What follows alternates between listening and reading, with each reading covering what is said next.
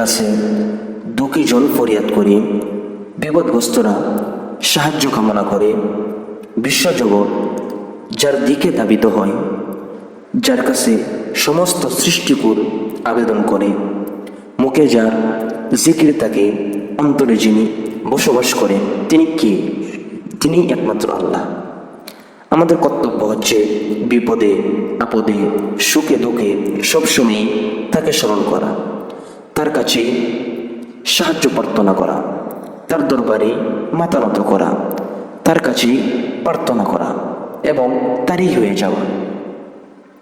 তাহলে তার সাহায্য নেমে আসবে, তার দয়ার দুয়ার খুলে যাবে। তিনি ডুবন্তকে রক্ষা করেন, বিপদগ্রস্তকে মুক্তিদান করেন, অত্যাচারীকে সাহায্য করেন, পথভ্রষ্টকে হেদায়েত দান করেন, রোগীকে সুস্থতা দান করেন। প্রিয় শ্রোতা, এখানে আমি সে সকল দোয়া উল্লেখ করব না যেগুলোতে দুশ্চিন্তা, পেরেশানি, অস্থিরতা দূর করার প্রার্থনা রয়েছে। সেসব দোয়া আমি অন্য এক ভিডিওতে উল্লেখ করব ইনশাআল্লাহ। সেখান থেকেই আপনি সেগুলো শিখে নেবেন এবং সেগুলোর সাহায্যে আল্লাহ তাআলার সঙ্গে কথা বলবেন, তার কাছে প্রার্থনা করবেন। মনে রাখবেন, যদি আপনি তাকে পেয়ে যান তাহলে সব কিছুই পেয়ে যাবেন, আর যদি তাকে হারান তাহলে সব কিছুই হারিয়ে যাবেন। প্রভুর কাছে প্রার্থনা করাও এক মহান ইবাদত, যা অনেক কষ্টে অর্জিত হয়। যে বান্দা উত্তম রূপে দোয়া করতে জানে, সে কখনো পেরেশান হবে না, দুশ্চিন্তাগ্রস্ত হবে না। কেননা একমাত্র আল্লাহ তাআলার রশি ছাড়া বাকি সব রশি চিরে যাবে, তার দরজা ছাড়া বাকি সব দরজা বন্ধ হয়ে যাবে। তিনি অতি নিকটে সব কিছুই দেখেন, সব কিছুই শুনেন। যখন কোনো বিপদগ্রস্ত তাকে আহ্বান করে, তখন তিনি খুব ভালোভাবেই শুনেন। তিনি তার ডাকে সাড়া দেন। তিনি মহাপরাক্রমশালী, তিনি অমুখাপেক্ষী।